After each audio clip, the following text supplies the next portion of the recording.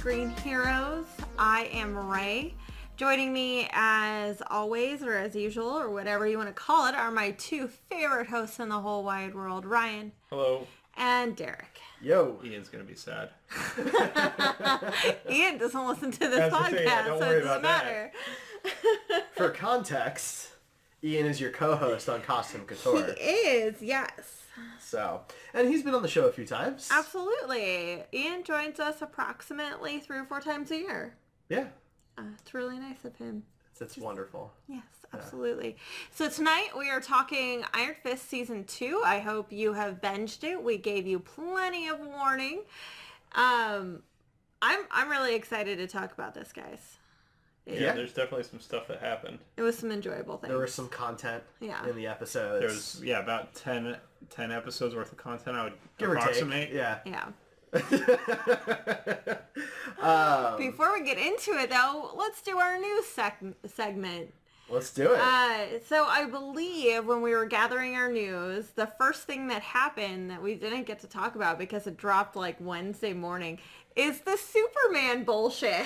That was your exact wording. Yeah, the Superman bullshit. The Superman bullshit. So there's all these kind of rumors that Henry Cavill is out, that he said he was out, and that's not what anything is reported. Basically, they have no plans of making a movie with Superman in the next, 2 or 3 years, which we all knew anyway. Right. And that was it. He's backburnered. Yeah, the big two things were, one, they had a scheduling conflict with his supposed Shazam cameo, which could mean either A, that he will still have a Shazam cameo, or B, that he was never going to have a Shazam cameo, or other, right?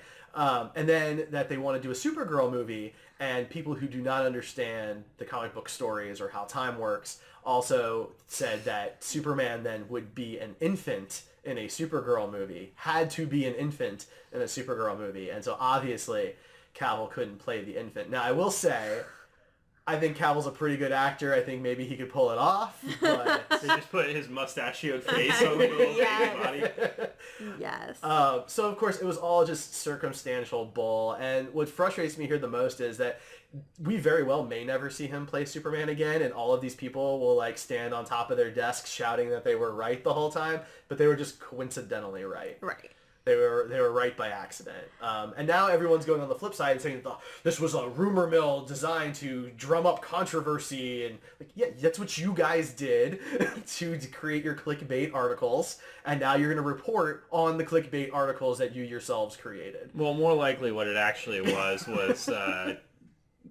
contract disputes. This was when the news first dropped. A bunch of people on Reddit were like, this is obviously contract disputes.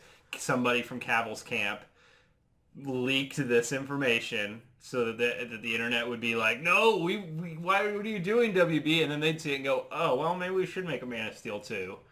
I don't even know that that's true. None of us know it's true because we don't know whether it's true or not. It's all conjecture, but that seems to be the most likely case. To me, I don't think they would get rid of Cavill. They don't have any reason for it. But I could see someone being like, oh, they were supposed to do the cameo and it didn't work out. They must want to replace him, right? I could see someone making that leap too. Or they could be doing this whole thing just so that the cameo is an even bigger surprise. Because they're like, I thought he wasn't doing that, And he just shows up on screen. See, they're going to shock all of us. It's not even a cameo. He's going to be in a good chunk of the film. It's actually going to be him that's Shazam. And Billy Batson is just a ploy this whole time. Maybe he's just watching the movie of Shazam, and that's what you get to see the whole time. Yeah. Him on his couch with Lois. It's like Mystery Science Theater. Yeah, I'd watch that. Anyway, it's all bull. No one has any idea what's going on. He might play Superman again. He might not play Superman again. And exactly 1 week later, the exact same thing is going on with the Defenders. So, Netflix changed the name of the Defenders Facebook page to N. NX. NX, which is going to be their spin-off channel for nerdy stuff. So... It's a brand. Yeah. Right? All the Marvel stuff, Stranger Things, Voltron, anything that kind of hits that nerd culture, that's a Netflix original. So what I think is actually happening is that Netflix season or Daredevil Defenders, that's the thing. Season 2 was never meant to happen. Right. Well, they said from the very beginning that it was a mini series or something they called it, which doesn't imply that there's going to be a season 2. I think they want all of these to have various crossovers, and if Luke Cage and Iron Fist season 2 show anything, it seems like their next crossover is going to be Heroes for Hire, Daughters of the Dragon kind of thing, where they finally make Misty and Colleen full-fledged heroes, and the 4 of them open up their own like little vigilante chop shop. Yeah. But that's just what I'm thinking is going to go down, and it'll be another mini series, 6 to 8 episodes of just some fun nerdy stuff, punch it up kind of stuff. Yeah, no, I guess you can't call them shoot 'em ups, but punch 'em ups. Well, you can't have Punishers involved. That you can. Yeah, I agree with you. Again, everyone freaked out because of the name change, and they launched this really nice trailer actually for all of the shows that are under this. And NX Defenders brand. was in the trailer. They showed clips from Defenders. They just didn't name straight up posting the title of Defenders season 2 like they did for a lot of other shows. And again, I don't think anybody at Netflix was sitting around a table saying, this list is our definitive list of the only shows we're ever going to make again. Right. Because that's silly. So, yeah, there's just a lot of, again, conjecture. It's the exact same thing as the Cavill situation. Yeah. So. Going back to Shazam, for Shazamgate 2018, Dun, dun. Captain Marvel had a trailer drop today. And the best meme from it is that old lady, and it says Shazam. Yep. And Captain Marvel punches her. So, I haven't seen that. That's wonderful. For the record, if you don't know, Captain Marvel's taking out an old lady because she's a Skrull. Well, to be fair, we don't know she's a Skrull. Now, Captain Marvel may have dropped into Earth and be like, this is obviously a Skrull, and starts just punching people, and it's just really an old lady, because that would be even better. Look, we don't want to rule out that the old lady just said something really rude. I mean, we don't know what kind of temper she has. Sure. The trailer's fun. It's a lot of information in like a 1 minute period. It's a lot. But there's a reason for that, I think. It's because if you missed the Marvel banner at the beginning, you're not sure that this is a Marvel movie right off the bat, because Nick Fury, you see him in there, but he doesn't look like Nick Fury. You see Coulson in there, but he doesn't look like Coulson. Because don't they see age. anything else recognizable. There's no other Avengers. There's no other, nothing. So they kind of needed a bunch of exposition to to show that it's a Marvel movie. I think that's probably why they did that. I think it was important. Yeah, I completely agree. Normally they'd say something like, the attack on New York, or they'd show Avengers Tower in the distance. They can't do any of that. Right. So they have to kind of let the movie itself do some of its own talking. Yeah. But I actually wasn't that super excited about this trailer. I think this is the first one where I've been like, I'm kind of sick of the Marvel formula. I'm getting there. Like, it just seemed very generic. Movie superhero. 21 is it for you? I guess. Like, I've been pretty good with it so far, but like the trailer just wasn't that exciting to me. I don't know. I was most excited to see that she wears a helmet. Yes. And that there was a cat in the poster that was easily missed. Yeah, I totally missed it. It's not actually a cat, if you're familiar with Captain Marvel, but here's the issue it's a Red Lantern. with Carol Danvers as a whole. And this is a problem that Marvel has had with about 50% of their female characters. They are not interesting until a female starts writing them, with the exceptions being like the X-Men. The X-Men have always had really interesting females, but in many cases, like Black Widow and She-Hulk, they're whores. They're written like they just screw anything and everybody. And I mean, Carol Danvers went through 6 different name changes before she got a lasting book of her own under the title of Captain Marvel. And she was Ms. Marvel at one point, I think. Yeah, yeah. She's been Binary and Warbird and Ms. Marvel and now Captain Marvel. Which she's had a few other names. Because there's an actual Ms. Marvel and an actual Captain Marvel. Very different characters. Yeah. So it's actually... Carol Danvers is just since like 2015 started being really interesting and an important character in the comic books. And thank goodness, like it proves that it's never too late that we can start going back through some of those long lost characters in both DC and Marvel and see what we have, but it's just not anything to dig on. So we're gonna see like a lot of history that wasn't there before. Like they're gonna have a lot of liberties with these movies. I'm going to call it now. Jude Law is actually a bad guy and not playing Marvel. Ooh. He's actually the main antagonist. I'm cool with that. Well, he might. I'm not sure he's the main antagonist. One of the main antagonists. Yeah. You know, Ronan is obviously who they're pitching as the main antagonist. But I'm betting that Jude Law is not. That's cool. Marvel. That's interesting. Marvel and Marvel went up against each other a couple times, so I'm good with that. Yeah, I don't know much about her character, so for me it was cool just to see the stuff that I recognized that I actually wasn't so sure was going to be in the movie, like the helmet. No, I knew Coulson was in the movie because we've talked about the de-aging and all of that stuff. She had a really trippy storyline in the 80s where this guy raped her, impregnated her with himself so he could be reborn, took her to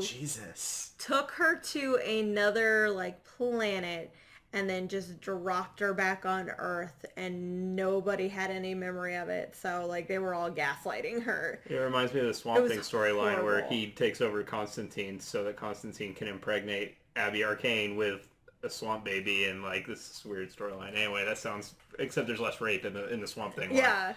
Comics. Anyway, but seeing the helmet was really cool. Seeing the mohawk was really cool. Mm-hmm. Except we're not going to see. That's going to be the only scene in the whole movie where she wears that, unfortunately. But it still was neat to see. I thought it was a little on the nose that it opens up with a blockbuster. That's how you show something takes place in the 90s. Right. In the first 5 seconds, you show a blockbuster. Yeah, that's fair. That's fair. One thing I did appreciate the trailer was it was cut very well. Yeah.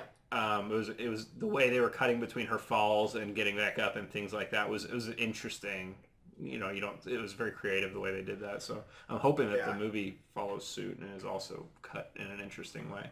I appreciated that too, because I mean, we kind of were expecting a trailer before now, so the fact that we got one and it was a well-made trailer, I think was a positive thing. But yeah, I mean, it really just opened up more questions for me than anything else since I know so little about her. The Kree and the Skrulls are the things I'm most interested in because the last thing I want is to see another hero go up against a villain with the exact same power set. So the fact that they're introducing the Skrulls and the Kree are in it again, we're going to see some of the Kree-Skrull war. It's going to be fun. Sure, but I mean, Ronan's probably going to have similar power sets to Captain Marvel. Absolutely, and so does Marvel. Yeah, exactly. So, I mean, I don't know that they're going to get too far from that, but we'll see, I guess.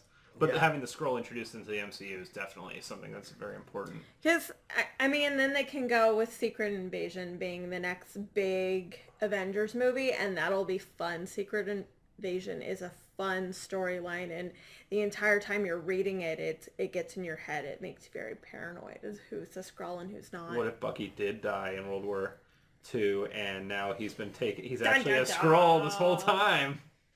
I swear, if they make Bucky like the linchpin to another massive freaking arc.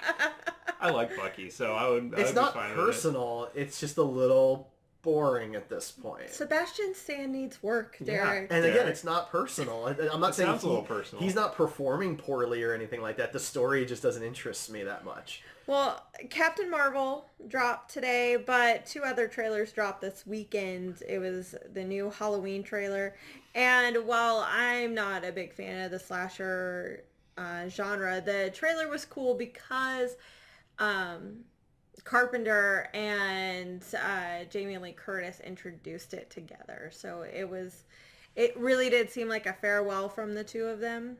But everybody seems to really like the trailer, and I guess Jamie Lee Curtis's character has a cool ending, so that's what everybody. So I mean, I'm moderately interested in this movie, mainly because so they've erased every sequel to Halloween, including the reboot.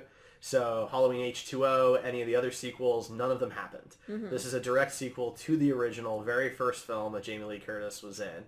And so I'm curious to see how they bridge that time gap because, she's playing the same character. The guy playing Myers is the same actor. So they've all aged up. They're, and that type of thing. So I'll be curious to see how that plays out. I've seen a lot of the other Halloween movies, not all of them, and they're not great. H2O, I appreciated the attempt, but maybe this it looks like they're trying to redo what they tried to do in H2O. So I guess we'll see. But Mary Poppins Returns also dropped, and we got a teaser like almost last year for it. So to have the trailer finally was much appreciated. It looked a little more magical. And I'm kind of excited for it. Like I'm fine with Disney cashing in on this. Emily Blunt is gorgeous, and Lin-Manuel Miranda did some of the music, and he's fantastic. So I think this is going to be fun. Really upset that Julie Andrews doesn't have a cameo. And Dick Van Dyke does. We don't know that necessarily, but she is the only, Emily Blunt is the only person reprising a role of a different character, right? So Dick Van Dyke in the first one played two roles. He played Bert, and then he also played the elderly owner of the bank. In this one, he plays the elderly owner's son, who is also now elderly. Because now he actually is. Yes. I thought it was cool that the animation kind of looked like the old animation. They didn't upgrade it, to make it modern. Yes. I thought that was kind of cool. I didn't watch the trailer, so. Oh, okay. That's fine. That's fine. I mean, it's a nice kind of feel-good sort of family movie. Yeah, so not one that I'm interested in. Not something Ryan would go for.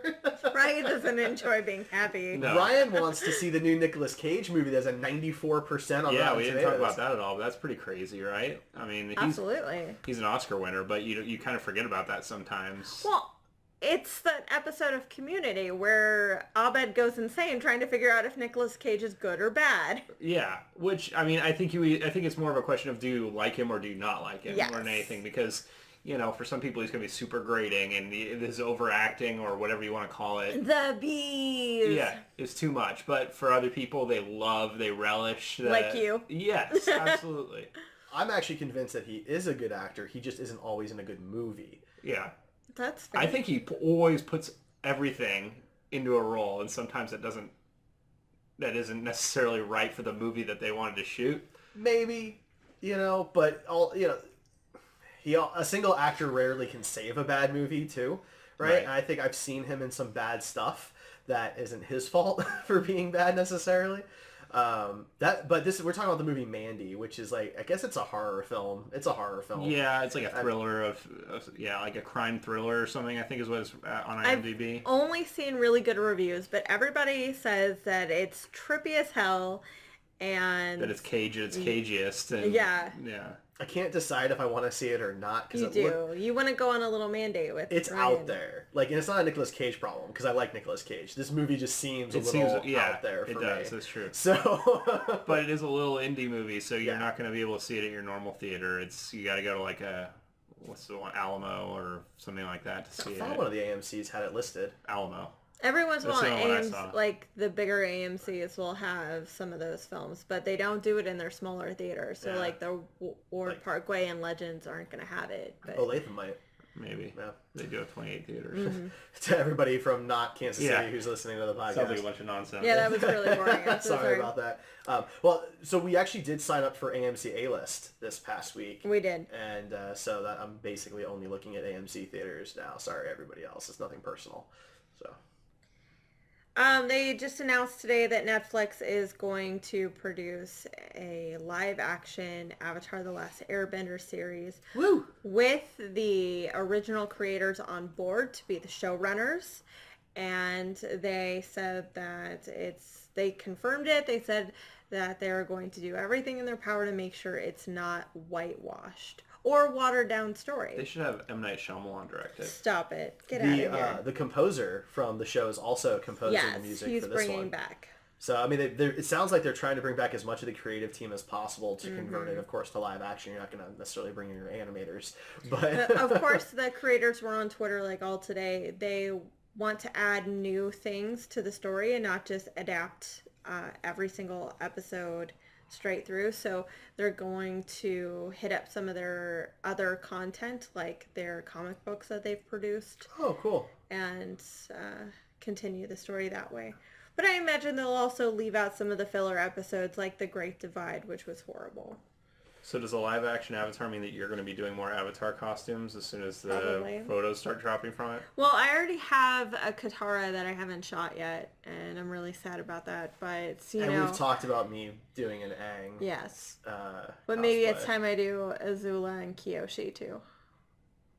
All I really have to do is shave my head, which is fine. And I get to paint an arrow on you. Yeah, so I'm good with that. We can do that. Yeah, you can keep the beard and everything too, because grown-up Aang has a beard. Oh, so yeah. I Can he forgot. shave his eyebrows? I mean, that seems like something he would have to do. No. He's a monk. He doesn't have alopecia. Like, Well, I mean, some monks shave their eyebrows. I just think it's an important Sure. detail that Derek should have to do. Are you saying that when you do a cosplay that you shape your hair to match that character? No. no, he doesn't. Just checking. I did once. For the original Never again. Daredevil season 1. The Emmys happened last night, and a lot of cool things happened. Well, Kenan Thompson finally won an Emmy for his comedy. The dude's been on screen since he was a little kid. And so did Henry Winkler, who's obviously been on screen since he was a teenager, too. So, It really was cool stuff. shocking to hear that Winkler had never won an Emmy. I just assumed that he Right. had at some point, so good for him. I got a list of the winners here. We can put it up on our website if you're interested. But, I mean, honestly, why don't just go to the Emmys website? Or Google, just Yeah. Google it. I'm sure it's I all think over it's the place. fine. So one cool thing to Yeah. point out, though, for the first time ever, a streaming network got the most number of Emmy wins. They tied with HBO, Yeah, Netflix and HBO tied. but they were number one. They tied for first place, which is a big shift. Amazon had quite a bit too with the Marvelous Mrs. Maisel. That show did really well. So, the streaming platforms are really, they're hitting it hard. They are, and they're knocking out a lot of the old school competition. So, As long as Netflix keeps producing quality content like Orange is the New Black, and Hulu keeps having things like The Handmaid's Tale, and CBS keeps putting out crap like Young Sheldon, this is what we're going to get.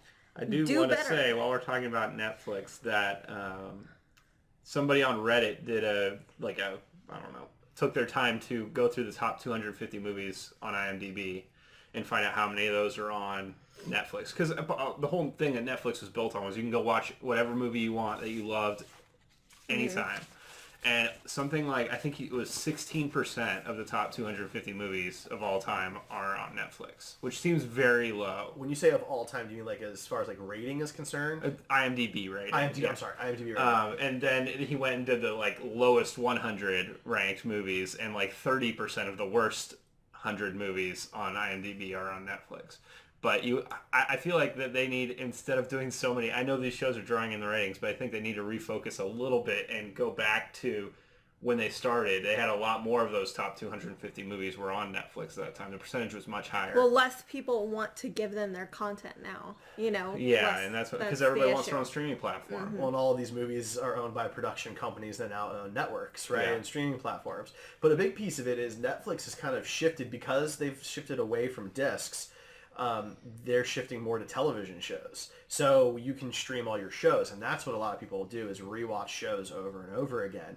I watch TV shows more on Netflix than I watch movies by Well, it's a because wide Netflix doesn't margin. have the movies that I want to They don't. watch. So I mean, maybe that's part of it. for me, that's what I'm saying. yeah. From my personal experience. That's fair. I would be curious to see if we looked up the rankings for TV shows, what those percentages would be. Well, it's just basically an Office and Parks and Rec streaming service for me. For you. Yeah. Although I am watching The Good Place now. I just Oh, listened to it. good. It's very good. I was pleasantly surprised. How far into it are you? I just just finished all of it finished. on Oh, you Netflix. finished- okay. Yeah. So I don't know if season 3 has started yet. It So starts Yeah, this but- month Oh, okay. in like a couple of weeks. I'm very I excited. thought it was a Netflix show, honestly. Oh, okay. When I was watching it, I thought it was like a Netflix produced show, but my wonderful girlfriend enlightened me that that's not the case. So Now, The Good Place, if no one watches The Good Place, Kristen Bell and Ted Danson are just awesome. Ted Danson's the best. He is It's chewing so up great. the scenery in that role. He gets to do so many things. It's so good. It's so unique. Diverse, and it's philosophical, and I adore that show. It's so good. And I didn't even know about it when it first came out. We Me started it in season 2 because I just hadn't even heard of it. I literally saw a trailer. It was in my now streaming or whatever, and it played the trailer while I was letting it sit on the home screen. I was like, that looks interesting. I'll watch an episode, and then now I've finished the whole thing. And, yeah, Awesome. That's kind of what happened with me. I heard one of my friends said they really enjoyed it and it was fun. So like Kristen Bell, I turned on an episode. I was homesick from work and I watched the entire first season, and Derek comes home and he's like, what are you doing? And so I start the first season over.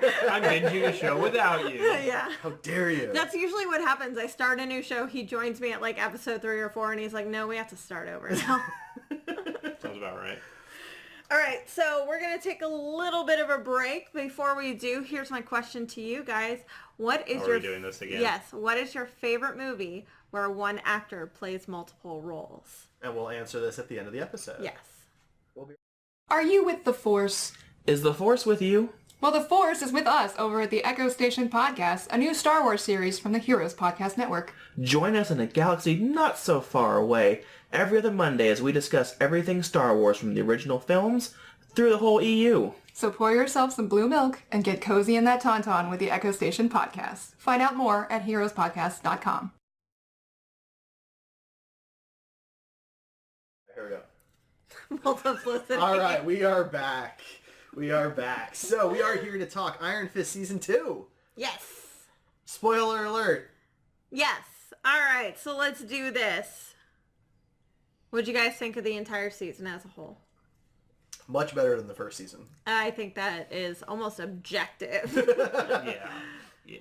I mean, I think I told you guys after I finished watching it that I feel like they watched our podcast and took our notes. And I'm not saying they made it the perfect show or anything, but they definitely listened to fan criticisms and fixed that. And I think the main one was getting rid of the showrunner because he fucked up the first season. I put 100% of it on him.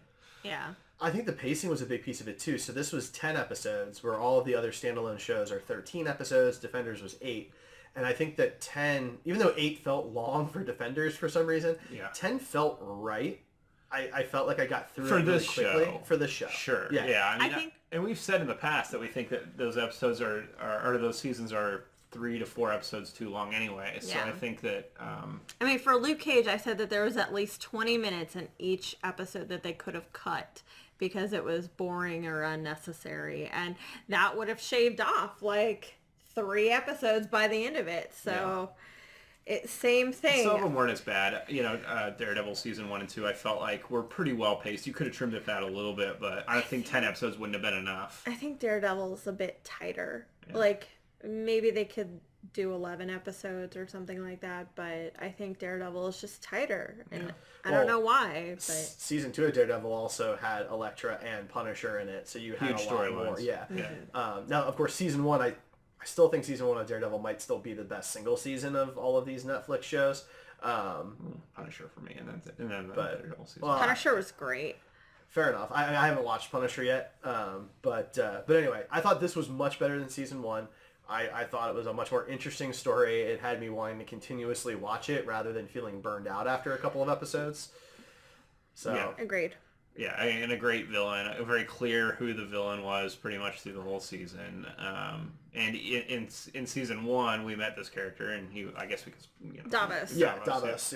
And so we already knew he was a good actor. He liked the role, and he really just went for it. And he definitely continued that this season. He was believable as this overcompensating kind of thinks he's doing the right thing, but is really doing it the wrong way kind of guy.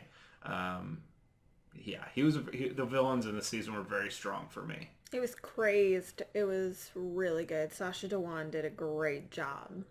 I was a little distracted by Typhoid Mary because they cast Alice Eve and because it was supposed to be Typhoid Mary, I was expecting at some point for things to switch and for her to be the lead villain, and obviously that never really happens.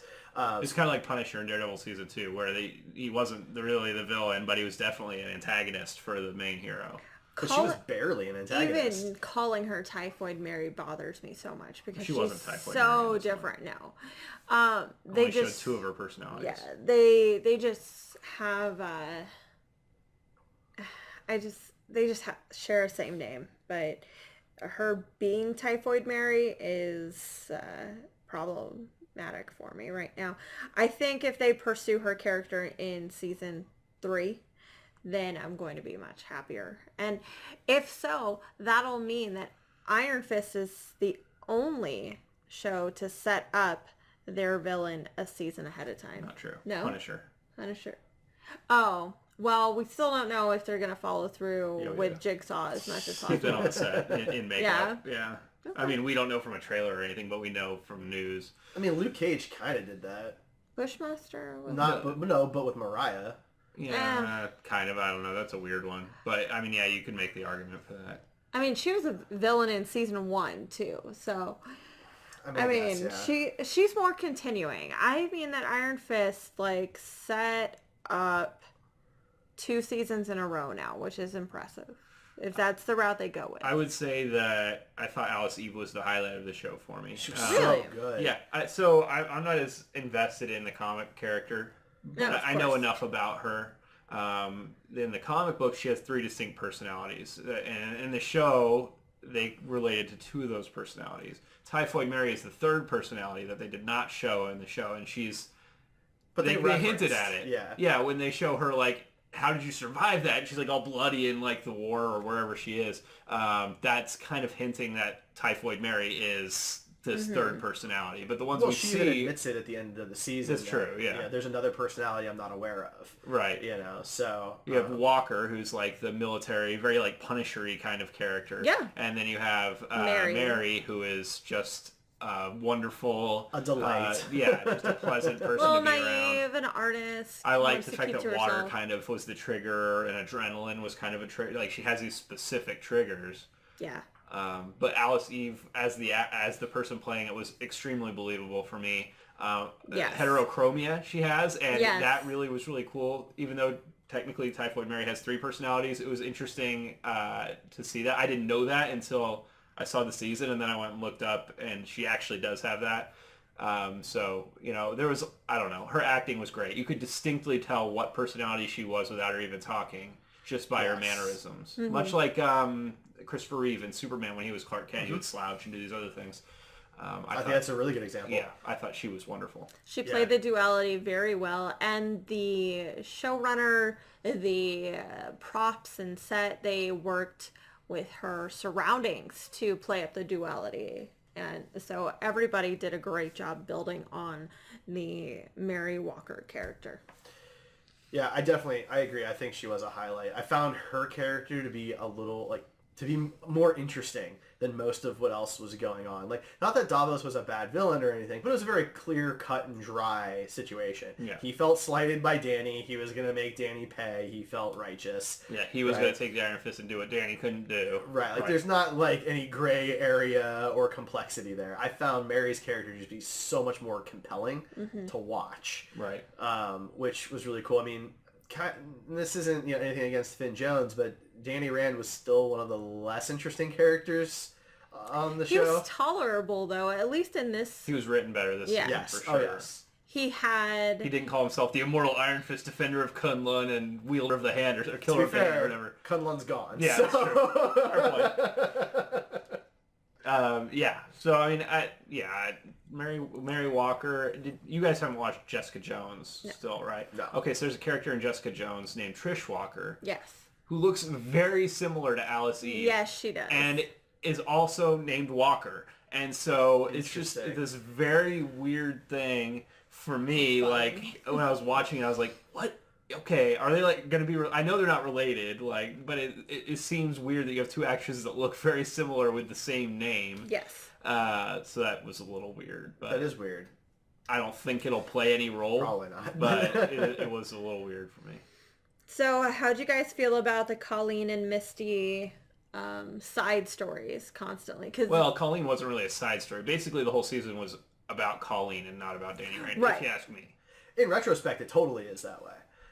And it's it kind of made me refocus how I was defining the show, right? Because I was saying that, well, the Iron Fist is the least interesting character on his own show. But it's not. But wait a minute, he's not the Iron Fist for 99% of that That's season. That's not true. Well, he loses it in like episode 5. Is it really 5 that he Yeah. loses? It felt Like much that, yeah. earlier.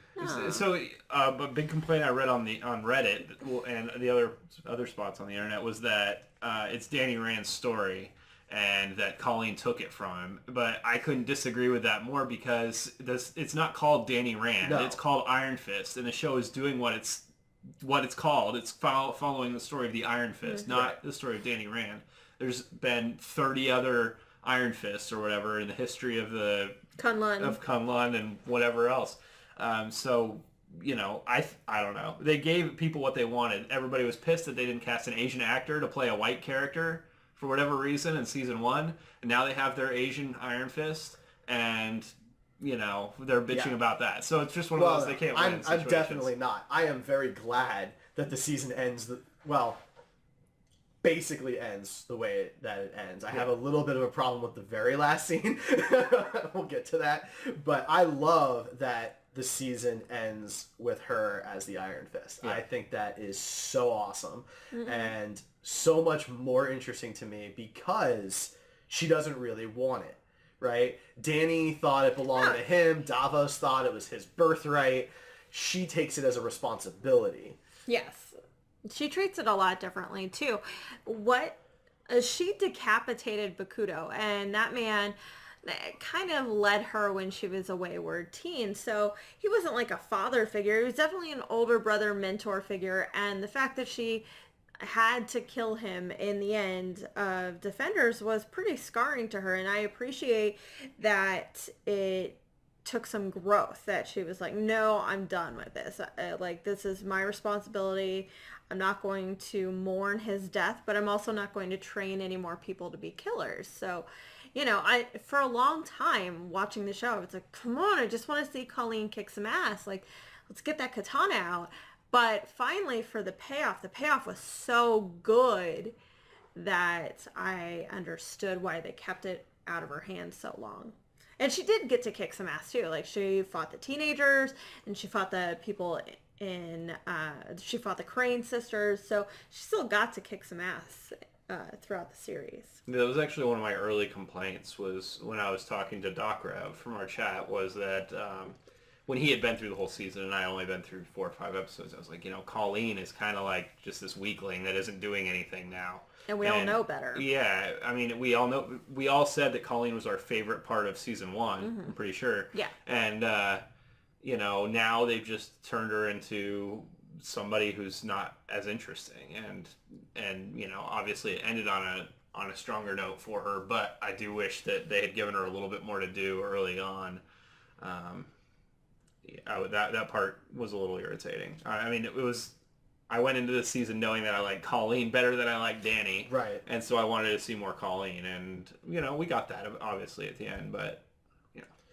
I mean, this definitely, whereas the first season ended and I was very meh about the show, this season ends and I really want to see what happens next. Yeah. Yes, right. Especially because there's a pretty big teaser for season 3 at the end, which I'm Very sure Derek excited said for made him season feel very 3, weird, but we'll get to that. But Yeah, we'll get there. I will say that I appreciate the Colleen and Misty team-ups that they had throughout the series. You know, Misty joins in episode 3, episode 4, and she sticks around till episode 8 or 9. she was there She's for a while. a huge part of the show. She's kind of the Claire now that Claire isn't Claire. Yeah. I mean, Claire isn't Claire. I mean, Claire is still Claire, but she's not like the Yeah. pin that ties it all together. yeah, Misty is more of that now at this point. So, Well, they well, I realized guess that... Colleen was in Luke Cage also, wasn't Yeah. she? So, Yeah, just one Briefly, episode. yeah. She was there for the bar fight. Right. Yeah. But Misty was in most of this season. Yeah. Yeah. So. And they were good. Their interactions were good. I appreciate the very end where she said the Nightwing. Yeah. I thought that's just It's funny. like, yeah, I was like, It's just- it's It's just come on, cute. guys. It's cute. But, you know, I really want to see the 4 of them team up now and do the full Heroes for Hire and bring Shang-Chi in this too. And then they have the entire group and I would love it. See, that's not where I think it's going. I know it's But not. we'll talk about but that. I would love it. What'd you guys think of Ward this season? The Meachums were both a lot better than what they were last season. but they're still mediums. I loved Ward. I thought he might have been my favorite character of the whole season. I thought that he grew so much from season 1 as a character, and I was pretty meh about the Meachums. I thought their storyline was more interesting in season 1, but the characters themselves didn't really stand out. But in this one, Ward stood out to me very much.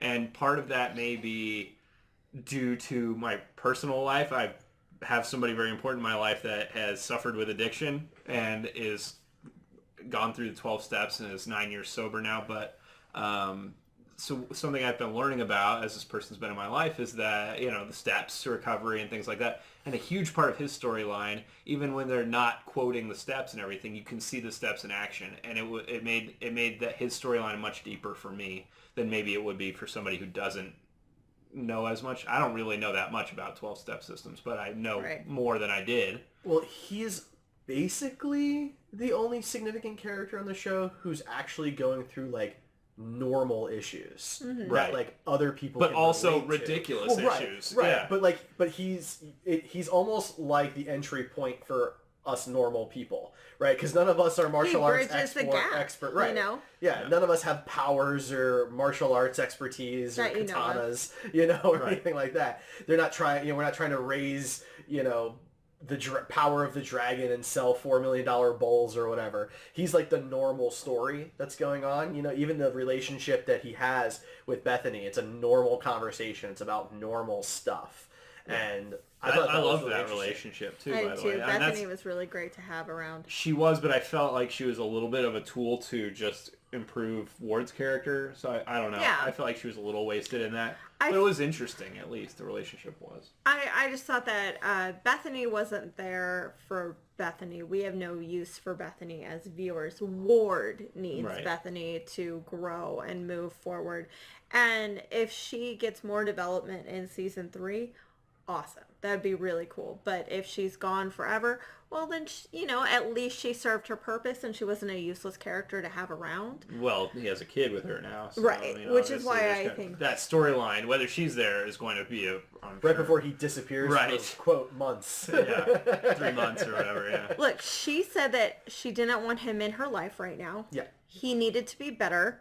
Maybe this trip that he takes with Danny makes him better. Maybe this is what he needs to be a better person. Notice that in that scene, I don't want to get into that scene yet, but he wasn't drinking. He asked for water, which I thought was a pretty big indicator of where his character is at that point. That's a good point. I liked where Ward is in this season. I appreciate what he's going through because the reality is what happened in season 1, if you like the storyline, didn't like the storyline, should mess a person up. Right, and it did. And he was the only one that seemed really messed up by it. I mean, Joy was too, but she was just angry. Yeah, she was angry the whole time. Right? Like, you didn't get to see any other real side of her except when she thought Davos might want to kill her, right? But the rest of it, she's just angry the whole time. And don't get me wrong, we can all relate to being pissed. But Ward's the one who's really going through it the way I think the average person. Well, he was angry too. Like, that's a huge part of his character is his anger issues, right? Mm-hmm. He has this temper and he uses drugs to kind of, deal with that anger, but he wasn't, he can't do that anymore. Right. So, it's funny that such a basic storyline in this huge, ridiculous fantasy world of dragons and glowing fists was one of the most interesting parts of the show for me. It grounded it. And it was better done than the last time we saw an addiction storyline, which was season 2 of Arrow. Laurel had kind of a ridiculous storyline. She was the weakest part of that season. We've all talked about how much we love season 2 of Arrow, and Laurel, we talked about her being the worst part of that season. So yeah, that was so long ago. It was all the way back in the wee years of Little Screen Arrow. Heroes. But it's just the most recent thing to compare to, and Ward's was definitely more realistic as well as better growth and handled better from a writing standpoint and acting standpoint. Yeah, for sure. He's one of my favorite parts of the show now, along with Colleen. Like, obviously Walker if she continues, but there was just some very strong performances this season, I thought. I really like the dynamic between Ward and Danny it's in this great. season. It's really like a brother relationship. Yeah. It made me believe that what Danny thought he was coming back to existed at some point. Yeah. Whereas in the first season, He kept saying that they were his brother and sister, and neither of them displayed that kind of reaction to him. So in this one, the more Ward was around Danny, the better it looked for me. Yeah. And it's good for Ward's character too, because I mean he's trying to get to a place of normalcy, and Danny was a big part of his life according to season 1. So getting that back and having a brother, a support system there for both of them. They both need that support system, I think. Right. And you can really feel that. And it was really good to all the flashbacks with Davos, too, because it kept saying that Davos was his brother as well. Yeah, there's a dynamic there for sure. Yeah, I needed to see that, because otherwise I don't believe you. There's this angry man who hates Danny this whole time, and you don't understand why it's hurting Danny. I do think they could have done more with that. If I had to pick like some storyline that needed expanding a little bit, the stuff with Davos from their childhood or whatever would have been better. There wasn't quite enough to, I don't know, I still didn't really buy the brotherhood. They focused a little too much on the fight, which isn't the important part. That's not what's important. I mean, it's kind of important. Well, not everything that we saw. The fact that his dad calls the fight is important. Yeah. Right? And how his mother is ashamed of him after is important. That's important. But we don't need to see the entirety of the fight. Exactly. We see a lot more. We see probably as much of the fight as we do of the other interactions. Right? And I don't feel like that's a good balance. But I don't know. Are you guys hoping we might see a dragon this season? Yes. We're never going to see it. I'm hoping for it every season. Give me a dragon. They're never going to show a dragon. But I think part of it is I want that world. I want Kunlun to be more real, and they're really focusing on not showing any of it. Yeah. Right. And so like even in this season, we only see 4 people. Right. And they keep saying like there's all these warriors and monks there, and I don't believe it. I don't believe that it's a full, busy, lively town of monks. It's those 4 people. That's going to change next season. Well, like they were supposed to like go up against a lot of other people, and they were the last 2, right? Yeah. Well, let's see some of those other people. What were they like? They're all dead. I would have liked to see... Then who are they protecting? I would have liked to see some of those fights. And instead of Davos and Danny being at each other during competition, they're supporting each other and they're congratulating each other on their wins. And that kind of shows some of the camaraderie too. That's a good idea. Small scenes where, Danny was showing him how to make the paper plane was really cool. It was just a quick little montage and it was great. That was cool, yeah. But, those things of watching each other have their backs would have been just as cool. No, I agree with you. I think that would have been more interesting. Even the actual fight, like the most interesting part of that fight for me was they added the dynamic of the cloth that connected them, which, I mean, there's some symbolism there as well. But then he ripped the cloth, which is also symbolism. But it also took away some of the thing that was making it interesting for me, because I mean anybody can shoot a fight scene between 2 people. It's not that big a deal. Yeah. These masks look like shit. Let's move on. And then they ripped them off in like 2 seconds anyway.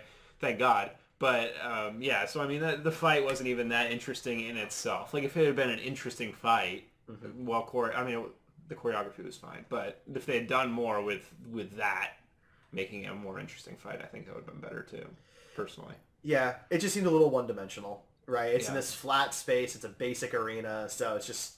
They should have done it, like I said with season 1, they should have done it like a big wide shot, like traditional Asian cinematography. Well, that could have been interesting. Done no cuts, just do a big, That would have been beautiful. But if there was anything like that in this season, it would have elevated it. Yeah, I would have loved it very much, but that's fair. Hopefully they get there eventually. Yeah, Davos just got a little too much for me to care about anymore. Like I don't like when the villain is just so clearly out of his mind that it's just annoying. Yeah, when he actually got the fist and like started just like he walks out, he's like, "Where's the bad guy?" And he like kills 2 people instantly. It's like, okay, come on, buddy. This is like, you're so bad it's not believable. Right. Yeah. Like he's up until this point, he's not only been a good fighter, he's been highly intelligent. He's been crafty, manipulative, calculating, right? And somehow he never thought through the process of, well, if I slaughter a bunch of people, other people might have a problem with that. Right. That never crossed his mind. So the 3 episodes it takes him to approach innocence, and then Mr. Yip doesn't want anything to do with them, and his reaction to that, like, that made him interesting again, because all of a sudden he's reacting and he's crazy, and it's not just a one-dimensional feeling from him. There's more emotion that brought him back to normalcy for me again. But for this entire time, you know, it was too much. And I think they want to strike the genius of the Purple Man and Wilson Fisk over and over again. I think they did with Walker more. I would Yeah. say that was closer for sure than Davos. The problem is, like, so you like the fact when he killed Mr. Yip, that increased the quality of the Davos character for you? His reaction, his character, the Sacha Dhawan's emotions that read off of his face, that kind of thing. The 3 episodes between taking the fist and getting to that part where he was just killing Triad indiscriminately, and he seemed so cool and collected about it, he was boring to me. When we got a different emotional reaction out of him, then he was interesting again. Yeah, see, when he killed Mr. Yip, that was like the nail in the coffin for me, because it meant that whatever code he claimed he had for a season and 3/4 wasn't real. Yeah. And the whole thing was BS the whole time. And, like, that's just not interesting to me. Like, I know a villain has to have a different code than the hero, but I like when the villain sticks to their code, whatever that is. But that's his code that he kept saying wasn't actually his code. The man was tired of being insignificant, and he let his insecurities get the best of him. He didn't even know what his code was. His code in the end was, do not let anyone disrespect you. Which is the dumbest code I've ever heard. But Absolutely. Right, so, like, it's hard for me to He couldn't go on the internet at all. Anything. Right, like when with he's Wilson Fisk, there's sympathy. You know, you feel for what he's had to go through in his past and everything like that. With Purple Man, he's doing some pretty shitty stuff, but he had a really rough time that turned him. What happened to him as a kid and turned him into the Purple Man was not exactly, you know, a walk in the park. So there was still some sympathy. See, that's there. the thing. All this guy did was lose a fight to his buddy. Yeah. Like, it's just so... That abuse from his mom? Yeah, she's a horrible mother. Don't get me wrong. But I mean, they show that abuse from the very beginning. Like, he had that at a young age. What they forgot to do, what they neglected to do, was show the continuing, like, punishment of that abuse. Well, so here's the thing then. Is he and his parents completely unique in Kunlun? Or were the other people up for that given the exact same thing? So the Iron Fist is normally just a completely emotionally abused child. Wasn't there a line or something about how the mom said he can't lose to the outsider or something along those lines? So, I mean, it wasn't just him. Danny went through the same kind of stuff. I mean, granted, Davos had lived there his whole life, and Danny had came in there, you know, at age 6 or something like that. But still, they'd both gone through that. So, I mean, I don't know. I think that using the abuse as, obviously, he got abused more when Danny won, but it's not like that was that long. He was an adult at that point. Right. You know, it couldn't have been that long. I don't know. I feel it didn't really work. I'm really glad that there was somebody that liked the character, and I imagine there's probably more people out there that really enjoyed the character. For me, it didn't work as well. And you didn't like Walker as much as me and Derek did. So I mean, you know, I'm glad. No. I liked Walker a lot. I don't think she's ready to be called Typhoid Mary. That's all. Right. So why not destroy the bowl when you're done using it? They did. No. I mean Davos. Why didn't Davos destroy the bowl? I mean, yeah, it's a good point. But I mean, he did eventually destroy the bowl. I mean, honestly, it would have made more sense for him to kill the Crane sisters. I mean, that would have been fine too. Like, I just feel like he just leaves. He's like, here's all my loose ends, and then moves on. But you saw how quick he turned into the thoughtless killer, and that's why. So there you go. That's exactly what it kind of fell apart. His plan fell apart. Yeah. So let's talk about that final scene, because we've kind of talked about every single character so far. Well, all right. So first off, Colleen channeling the chi through her katana is one of the coolest shots ever. It was fun. Yeah, and I mean. We got to find out that Colleen is a descendant of one of the first Iron Fists, who was a woman, obviously, and she could. I don't think they touched on it in the show. Maybe they did. She could channel the chi through her arrows, So that was not in the show, right? It That's was in the not. comic That books. is In the comic comic books, her mom's character, if it's the same character that they're implying it is, could channel the chi through her arrows. So the fact that Colleen can channel it through a katana is very cool, and it's the first time we've really seen that. Yeah. So that was a really cool moment, right? Like, that's a huge revelation for someone like me who did not ever read the Iron Fist comic books and doesn't know really what the powers are. To see it go from, all right, it's yellow in one hand to it's red in two hands to it's white and can channel through a katana. Like, that's a lot of evolution in one season of that power. When in the first season, it's just one Well, thing. the color is obviously person specific, and Yes. everybody would have a different color. Well, in the comic books, it's not person specific. No, in the it's not. comic books, yellow. I can't remember what yellow symbolizes. White is like mastery of the Iron Fist, and red is corruption or something along those lines. So you could have two red Iron Fists, but they'd Right. both be Davoses, basically. Right. And you could have two whites, so they would be masters. It's kind of weird that Colleen would be a white Iron Fist right away. Which is why I think it's probably more of a In personal... the MCU, it probably is. Well, no, yeah. I actually think, I think it has more to do with Their intentions. the inner self. Yeah, right? Like, Danny maybe was never really intended to have it.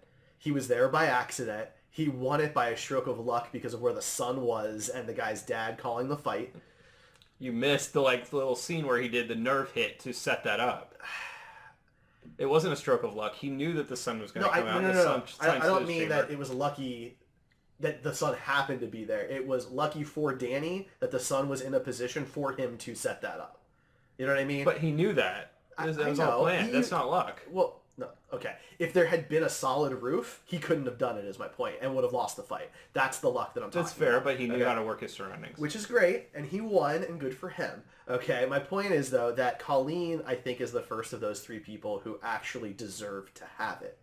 Which is weird because she didn't defeat the dragon. Which Yeah. kind of relegates the whole Iron Fist title as kind of, what is this even? Because It's a power. The whole dragon thing is a tradition, right? We don't really... it's supposed to be a trial. It's, yeah, which we never get to see, so it's kind of hard to really know. But what it it's consists a of. huge storyline. You know, well, right.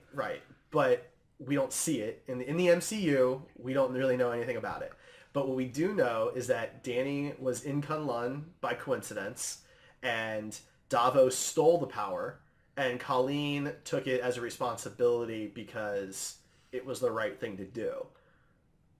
You see, so I feel like it is based on Sure, what those it intentions very well are. could be. The But- fact at this point is we don't know. Yeah. It could be either one of those. I mean... So the point I was trying to make when I was explaining the progression of the power was that it totally loses me in that final scene when Danny just channels It's it supposed to. through his bullets. You're supposed to go, what in the fuck is going on, and then Google it. Yeah. See, but that's the thing.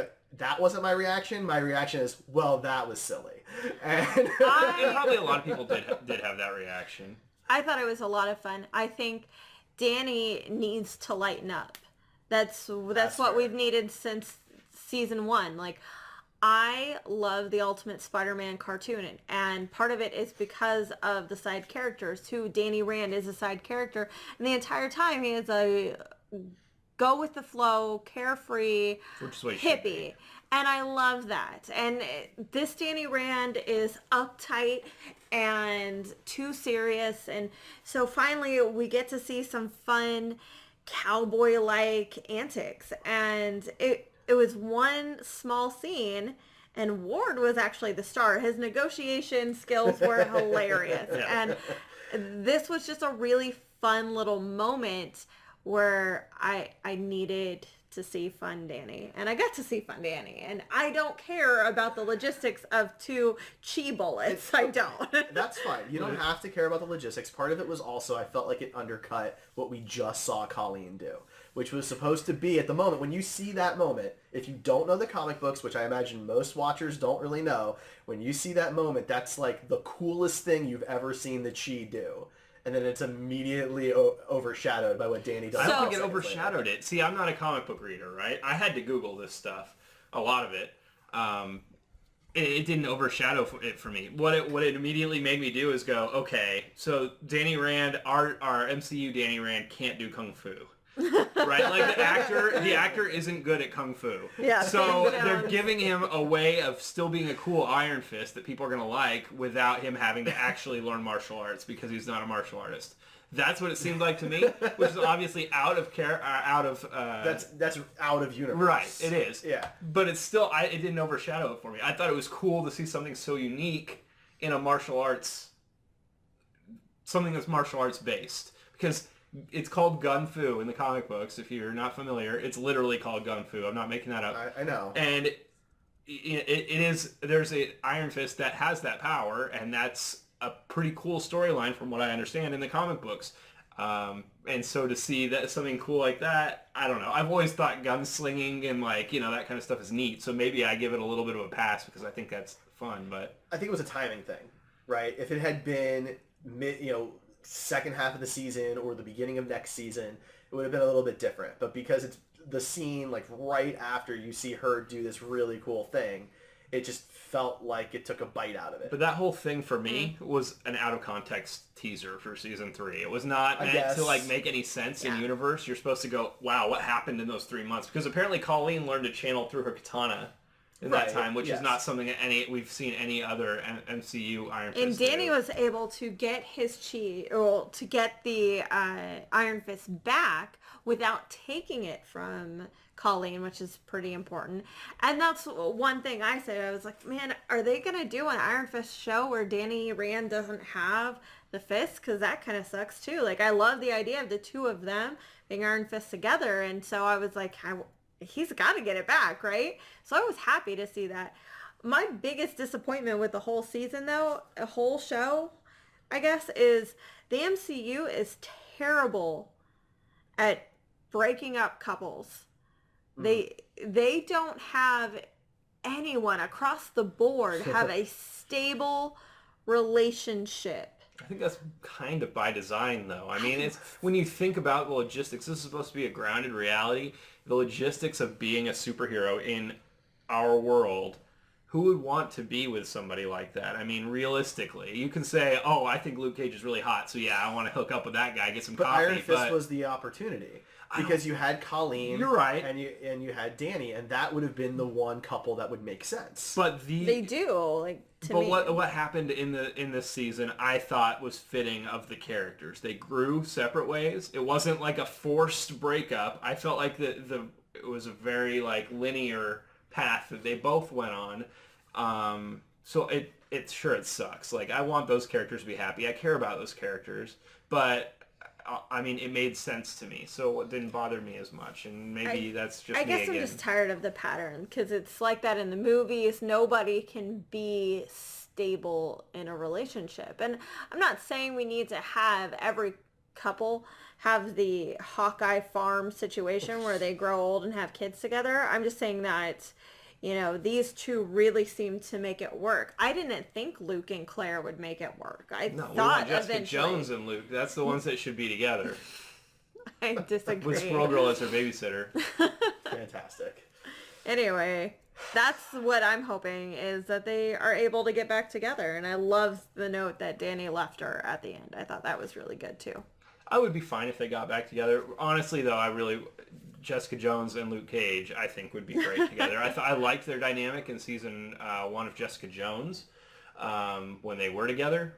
They were physically together, but I would like to see. I didn't really like Claire and Luke together, so when they broke up, I was like, all right, here, Jessica, here's your in, make it happen. But I did agree that we could use some stability for at least one of the heroes in the show. Right. And like, that would be two if they did that. Yeah. So I thought it would have been interesting for at least some of the next season to see the two of them together, but with the roles reversed. With her with the fist and him without it, and them coping with that change. Yeah. And from the looks of it, we're not going to get that at all, because by the time they see each other again, they both have it. And I feel like we can't have stories about an impotent man walking around. Like, but that's the thing. I think it would have been cool to see him progress and be. Fist. I think it would have been cool to see him be a happier, more successful person without the fist. To see him we already do good things. saw but we him. haven't not seen it. I mean, there's 3 months of time that season 3 is going to have to cover. But I meant with Colleen. like with those roles reversed, I think would have been interesting to see. And that we're not going to see because they're gone the whole time. We already saw him be a happier person without the money. So Right. I think the Fist would be unloading another burden too. But I think that he would eventually miss it. So. Right, and I think that maybe, that would be, something that would divide the two of them. I think it would have been interesting to see them deal with the role reversal. That's all. All right, so... Where do you guys think it's going for season 3? Like, do you guys think it's just going to be the story of him getting to the guns? No, I don't. I think we may have, like, one episode where they talk about it. I think that they'll want to progress it further and see what it's like when the two of them come together and they're both Iron Fists. Maybe here's what you'll get to see the dragon because that's how Danny gets his powers back. You just have to go back and fight the dragon again. That would be okay. Even though his skeleton was in Defenders? Maybe there's more than one dragon. Yeah. That we don't know that was Shao Lao. Yeah, why wouldn't there be more dragons? Well, how can there only be one dragon forever? That doesn't make sense. That's true, especially if every Iron Fist has to kill it or whatever. Right, there's got to be a bunch of little heart. baby dragons. He just has to go kill a baby dragon. Did you? Yeah. You're done. You're fired. Oh, okay. So I'll have a replacement next There week. was a theory on Reddit that I read that I really liked. It seems like they might be setting up. It's called the Tournament of the Heavenly Cities, which is a tournament where I think it's 7 heavenly cities come together and they have a tournament every 88 years. And in that tournament, all their cities' champions fight, and they pretty much all have Iron Fists of some sort. And in that storyline, Davos is given the fist back by the Crane Mother, which we have theorized as Madame Gao in our past podcasts, to fight in this tournament because their champion was killed or something along those lines. And now we're going to have, that would be 3 Iron Fists that we've seen on the show. Right. So, that it does seem like the more Iron Fists they add to the show, the closer they're getting to that tournament. And it would be that would give us, we get to see Kunlun, we get to see all the heavenly cities. It would be very different than anything we've seen on the Netflix shows at this point. I think that would be awesome. I don't see that happening. It'd be a lot at of all. fun. I really don't.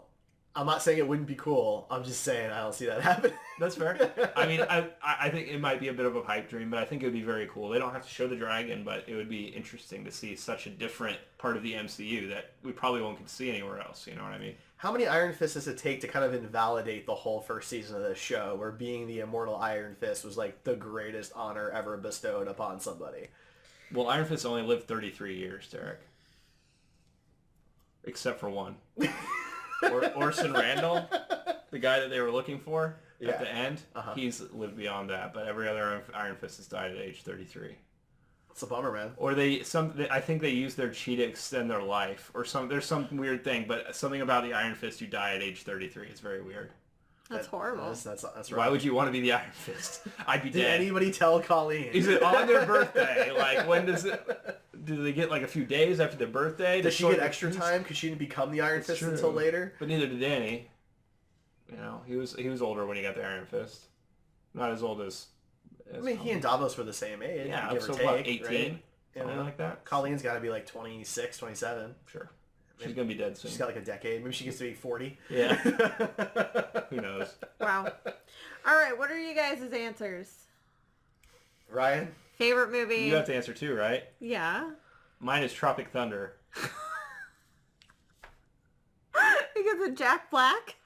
They all play different characters. I mean, you get the dude playing the dude disguised as another dude, Oh my right? God. That's Robert Downey Jr. playing one character who happens to be an actor. No, because he also plays Sergeant Osiris. I guess I forgot that. Yeah, I mean, he has Oh, man. multiple. That There's is fake such trailers. a good... There's fake trailers in the beginning of the movie too, where he plays like the guy that Multiple makes love to characters. Tobey Maguire, the monk. Yeah, but again, he's playing No. a character who's an actor. That's not the same But thing. it's also the character in that movie who is a different character. He's the dude playing the dude disguised as another Yeah, I dude. know who you're Okay, so talking what's your about. answer, Derek? Since you I have so much don't better- have one. Exactly. I usually don't like Thank you. No, because the No, average... go ahead and poop all over my answer. Well, you don't have I'm one. just not sure that yours actually fits You the question. can't just Guess say that makes Austin sense. Powers? Like... Come on, man. So, okay, so that one crossed my mind. Ryan joked about Multiplicity, and that one I actually really like like that one. Yeah, I really love Multiplicity because I love Michael Keaton. Yeah, if you had said that one, I would not have been disappointed. But I wasn't sure if it counted because he's really just playing the same guy, just different copies of him.